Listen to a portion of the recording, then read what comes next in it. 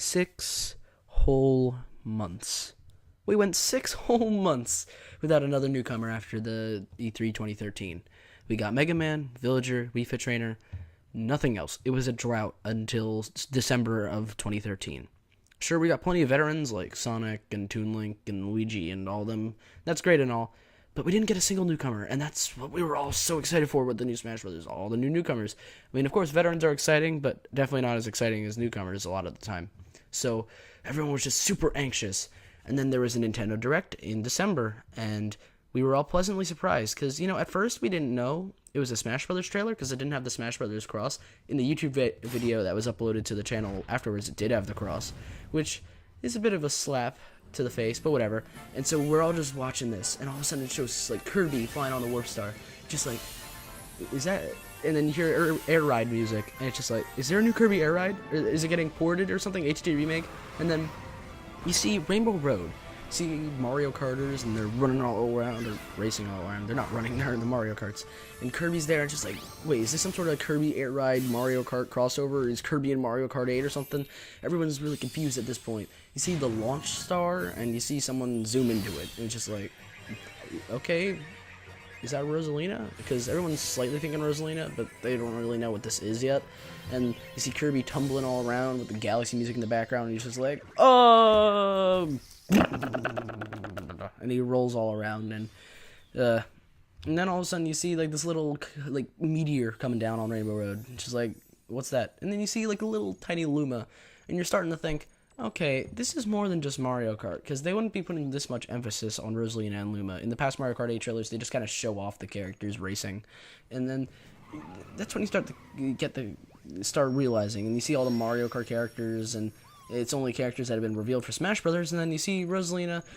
Well, now you see Rosalina, and there's a big deal about her going on, and all of a sudden you see the splash art, and she's in Smash Brothers. You see her little eye twinkle, and oh boy, everyone was like, people were excited because it was Rosalina, and people were just excited because it was a new newcomer. And then people saw how they play, like, she shot out Luma, and Luma's doing attacks away from Rosalina, and it's like a double fighter, kind of like Ice Climbers, but, like, different. It's more so of a mix between Ice Climbers and Pikmin and Olimar. You see him escaping grabs, you see him blocking projectiles from behind him from Mega Man. You see all these different moves involving Rosalina and the Luma and how they're working together as a team. You see the launch star up B, you see gravitational pull as the down B, which reflects projectiles. You see Rosalina and Luma comboing into other characters and breaking down trees, showing their might, and it's showing the synergy that they have together. And then it just shows them just kind of twirling around, and that's basically the end of the Smash Brothers trailer, showing Rosalina and all her little grace, and then there's a little scene at the end of it where Rosalina's puppeteering the Luma like some sort of pet or something. It's really cute and all, and oh boy, we were all excited because it was finally another newcomer. And once again, similarly to kind of not necessarily Wii Fit Trainer, it's just there's been a lot of Rosalina like on the live streams that I've been watching from the Japanese version of the game. It's just that a lot of people haven't really mastered her yet. She seems to be one of those characters that have a really high learning curve, and so it's just really weird because I've been seeing a lot of people, but no one's really been using her well. I mean, they use her decently, and they kind of know how to use the Luma, but it seems like really basic stuff. My personal opinion, I mean, I don't see myself using Rosalina as like a main or anything, but she seems really interesting. Like, she has a really inventive moveset, and it's something that we've never seen before in Smash Brothers, where it's just like, I don't know, it's a puppet character, if you know that phrase from kind of other fighting games, where it's basically a character that controls another character to do their bidding, and it's just really kind of cool and weird to have Rosalina be that with the Luma. And, like, a lot of her attacks seem decently powerful with the Luma. Without him, she seems, I don't know. But the Luma responds very quickly after dying, if it ever dies, so that shouldn't be much of a problem. So, I mean, besides that, her up B, the launch star, is ridiculous. It has great, like, diagonal and everything recovery. I've seen it, like, kind of backfire because it's more diagonal nature, though, so I don't know. I haven't seen many people use star bits, but I guess maybe it's just not very useful. And once again, I have also not seen gravitational pull. I guess it's just kind of a thing like a counter move where you have to be in the right set of mind, and it doesn't just happen automatically. You have to be Well, no, it happens more so automatically. You can't be like thinking, "Oh, I'm going to do this all times," because you have no idea what your opponent's going to do. You just kind of have to react and then use the gravitational pull. But yeah, Rosalina is one of those characters I haven't seen much. No, I've seen. I keep on messing this up. I keep on seeing her being played, but I'm not sure she's being shown to her full potential by those players. I feel like she's going to be one of those characters that like 1, 2, 3 years down the line, we're going to get to see how amazing she really is. And her final smash, while at first it seems like the worst final smash in the game, it's just like little tiny stars or whatever. If you manage to throw someone into it, it is the best final smash. Like, it does like 200 damage and blasts them away. I remember during E3 and everything, when everyone saw Rosalina's final smash and they actually used it in battle, it was like the wimpiest thing. People were calling it like the worst final smash in the game, and it might not be the best or anything, but if you do manage to throw someone in there, it's an instant KO basically. So I don't know how useful it's going to be, but I mean, Rosalina, very interesting character. Glad to have her on the roster. I would have been completely fine if she was the only Mario newcomer. I'm very glad with Bowser Jr.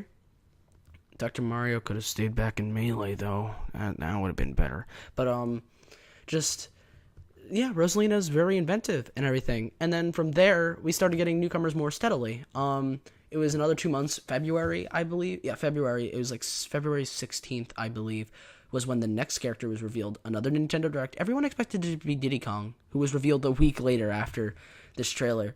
But we were all just watching the Nintendo Direct like we usually are, because everyone's insane about Nintendo Directs because it reveals all the stuff about Nintendo games. You see the Fiery Cross, like, you're instantly pumped.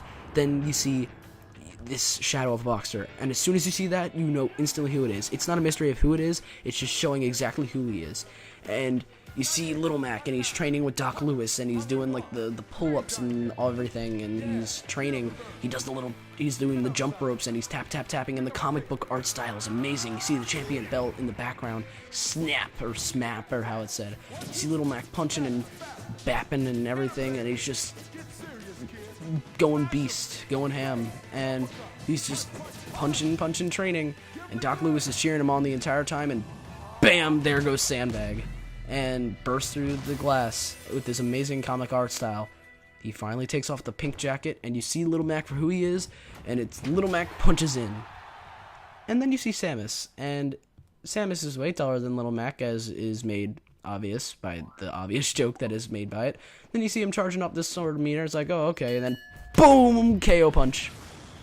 We were thinking that's a bit more of an added effect, but then we see Little Mac in battle. We forget all about that. We see him, he's dodging around. It's in the Punch-Out arena. You hear the amazing Punch-Out remix. He's jabbing, and bam, uppercuts them. You just see him going through everything, going through Mega Man's projectiles, super armor. You hear little Doc Lewis in the background cheering Little Mac on. You see counters, you see everything. You see him going. You see the punch is mightier than the sword. Then you see Little Mac sucks in the air. Like, horrible recovery. He's not a very good air fighter. Then you see his final smash and Giga Mac, which everyone called. And then you just see him charging up, and you see this little power meter down in the bottom. And all of a sudden, KO punch, insta KO. And Doc Lewis just cheering him on in the background. Everyone was wowed, because I'll get into this in a second, but everyone wanted Little Mac, at least in America. After Little Mac was revealed, they did kind of like a survey in Japan, and nobody knew who Little Mac was in Japan. Like, nobody knew. I don't know why that is, but nobody knew who Little Mac was. In America, he's so popular. So essentially, Little Mac is the character choice for everyone outside of Japan, which makes him amazing. We finally get representation. Thank you, Nintendo. Thank you. Thank you, Sakurai. Thank you, Base Sakurai. But, oh boy, from that trailer, everyone was so hyped about Little Mac. I remember myself, I was watching that trailer like 30 times in a row afterwards, listening to all the amazing Doc Lewis quips, and then going back and seeing that amazing art style. You see his like fierce punches, his super armor, how he sucks in the air, which is definitely true, by the way. You see the KO punch, which, is that always an instant KO? And we literally knew that if you're at a low enough percentage, not always, but it's almost always 100% KO, like 100% of a KO, because by the time that you're using it, it's in the fray of battle. And just Little Mac, from seeing him and versing a lot of Little Macs at the Best Buy demo, Little Mac seems amazing. Like, his ground game, of course, to make up for his horrible recovery and air game, his ground game is one of the best, if not the best, in the entire game. He has amazing rolls. His jab combo does 100, or not 100, 100, 20%. It does 20%, I'm pretty sure, without stale move things. His smash attacks are devastating. His the Jolt Haymaker, the side B, is amazing. It does like a leap forward. His counter's pretty good. His up B used on the ground is actually a good attack, and he's just extremely powerful. This force to be reckoned with, where just one or two good clean hits will send you flying. And of course, the entire time, whenever he gets hit or he's hitting you, he's building up the power meter in the bottom of the screen, and you just see this little power meter building up. But then when you get the KO punch, bam, everyone's dead. And Little Mac just seems so awesome. I love his alternate color where he's using the pink sweatshirt or jacket or hoodie or whatever, which is the one I'll be using most of the time, I'm assuming, because I love the pink hoodie. And then, of course, when you're seeing Little Mac, one of the first things you think of is his horrible air game, and he really does. I mean, I've been hearing from a lot of people on live streams and such that Little Mac is the best character in the entire game until you mess up once, and then you're screwed because people can just throw you off the edge, and then you'll have a very hard time recovering. It seems like Little Mac's recovery isn't as bad as you might think it is at first glance. I mean, it's horrible, yes, but once you get used to it, it's not as bad, I have been seeing. It's really interesting because Little Mac's playstyle is like a brutal rushdown character, and then he's defenseless in the air. It's this really nice contrast that makes him a fresh character that I think everyone's gonna love. I definitely love him.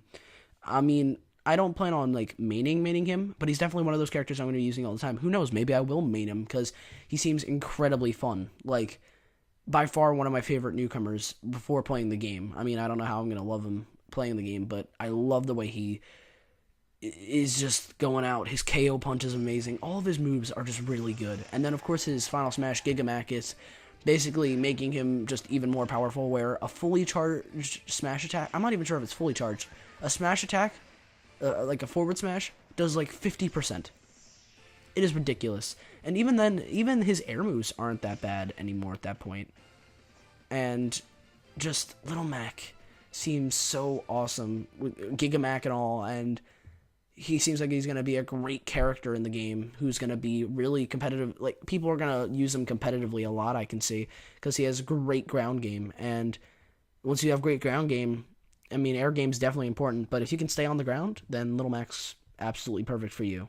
Then another 2 or so months passed, and it was April. At that point, a little bit before then, we heard about the Super Smash Bros. Nintendo Direct, a Nintendo Direct based fully around Super Smash Brothers. Everyone got hyped. And to just basically summarize, because while this is definitely going over the entirety of the hype, and that Smash Direct was definitely a big hype, it's also very much so about the characters, this series of videos.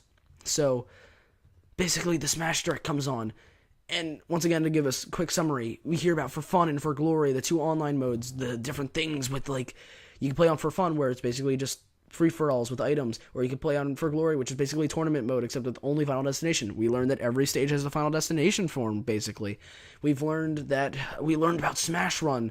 We learned about Global Smash Power that nobody cares about. We learned about how the Yellow Devil works, and we got a tease about Ridley, which screwed with everyone. We learned that Zero Suit Samus, Yoshi, and Sheik were back. Zero Suit and Sheik now their own characters, and Yoshi getting a big buff was standing up. We learned about all these different Pokemon, like Eevee, and I forget who else was shown in there, but Xerneas, Victini, all those different guys. You saw some assist trophies, like Waluigi. You saw Pong. This is where we saw Pong for the first time. You see all the different kinds of items. The bumper's back. You see Smart Bomb. You see Back Shield. You see Bomb Chew. You see all these different kinds of items. And then, of course, they just get into the individual buffs about the different veterans, and some of the newcomers, which I've already talked about, whether it was through these newcomers I was talking about in this video, last video, or the veterans. So I don't need to really go over those buffs or anything. But then, of course, one thing everyone remembers at the end, there's the little medley of all the characters going by. And then everyone knew it was coming. I mean, I bet there were a couple people that exited out of the live stream. But if you were smart, you'd stay there, because you knew Sakurai was going to put a character reveal at the very end there. You see the cross, you know a trailer's coming. You see the cloudy skies, and a bunch of Pokeballs come down. You see all the Pokemon, and if you're like me, if you're like anyone, you thought it was Mewtwo. You cannot deny that you thought it was Mewtwo. I mean, I guess you can. I wouldn't be able to tell you you weren't, but I can assure you that at least 75% of everyone was thinking Mewtwo. You see Mario, and then you see Charizard, who's revealed to be his own character for the first time, and he zooms about.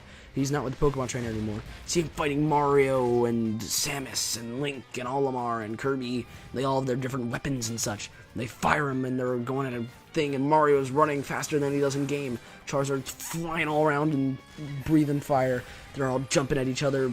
Olimar's Pikmin fails or whatever, and then they're just like about to punch each other square in the face. Meanwhile, in the background, you see the three fingers, you see something charging. Everyone thought it was Mewtwo. At that point, like, unless you recognize that it was Water Shuriken, you thought it was Mewtwo. I mean, I saw the three fingers, I saw him charging something. He was upside down, which is a bit weird, but I instantaneously thought it was Mewtwo. And I was just so hyped, I didn't know what happened next. And then the Shuriken hits him, and then it zooms out, you hear the ninja noise, and then you see Greninja. Which, for me at the time, was very kind of disappointing after the Mewtwo hype. Because, you know, I was very excited for Mewtwo. And with Greninja, I really had no exposure to Greninja. I'm sure there were plenty of people that watched that trailer afterwards, like, really excited for Greninja, loving his moveset. At that point, I was watching it, but I wasn't really watching it. I was just kind of thinking about Mewtwo, because when I played Pokemon X and Y, I chose Chespin, so I literally had, like, no connection to Greninja or anything. Like, I was just like, okay, no Mewtwo. And I checked the website after the live stream ended, and I'm just like, that could have been Mewtwo. So I figured, hey, why don't I just try and raise a competitive Greninja in Pokemon X and Y and see how it is. Maybe I'll come to love him. And I most certainly did. I was able to get a Greninja with almost perfect EVs, lacking in speed, of course. Then I got this Greninja.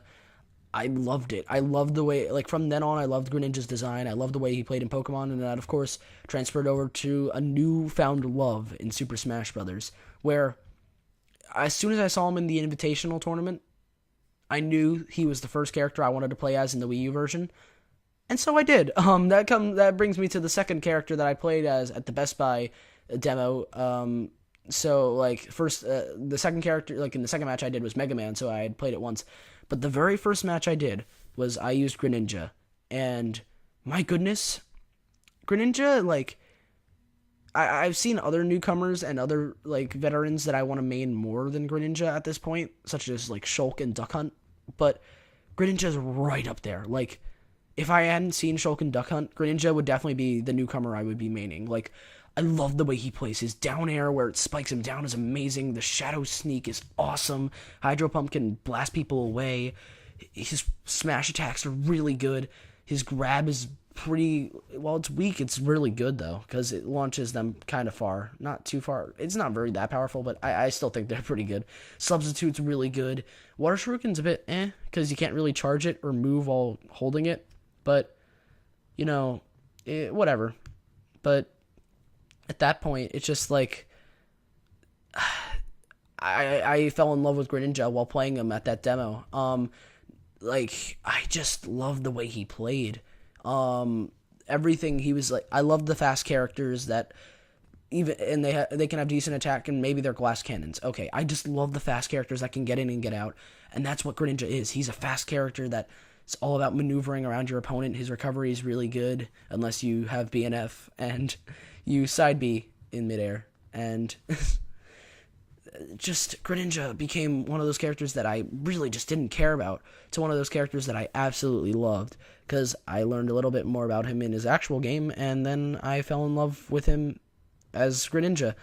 And I played as him, and I definitely plan on playing as him as soon as I possibly can when the actual game comes out on Friday, 3 or so days from now. I mean, 2.5, but I'm going to say 3 because it's technically Tuesday. So, it's just... And then his final smash, the Night Slash, is amazing. You just get the little ninja trap door, you kick them up, and then Ragnarok them Strider style. And boom, you hit them up, and then they go off the top of the screen. It seems really hard to land, kind of like, well, not as easy as Ike's. Ike's wasn't that easy to land. It seems very hard to land, but it's very rewarding. Almost an instant kill, it seems. And it's super flashy, and I just love the way it looks. And overall, it's just Greninja, as I said, is one of the characters that I didn't care about, but has become a new favorite of mine, and is honestly probably one of the best Pokemon characters that we've gotten in the entire Smash Bros. Series, in my opinion. Way better than Squirtle, way better than... I like him better than Pichu, of course. I just love the way Greninja plays, and the way he looks, and from seeing him, he's gonna be very competitively viable, and that makes me very, very happy. So at that point, after we had learned about Greninja, sure, there were a couple... Ike, I think, was the next... I forget who the next veteran was after that, but the next big landmark was E3 2014, where we learned about 3 new characters, and we got to see the demo for the very first time. And that includes the invitation, the Best Buy thing. So I will get into Best Buy. The Best Buy situation, like, I kind of went into it with Greninja, but I'll get more specifically into the Best Buy experience in itself next time, tomorrow, when we go over E3 2014 as a whole for Smash Bros. 4 hype. Alright, guys. See you guys next time, and keep on smashing.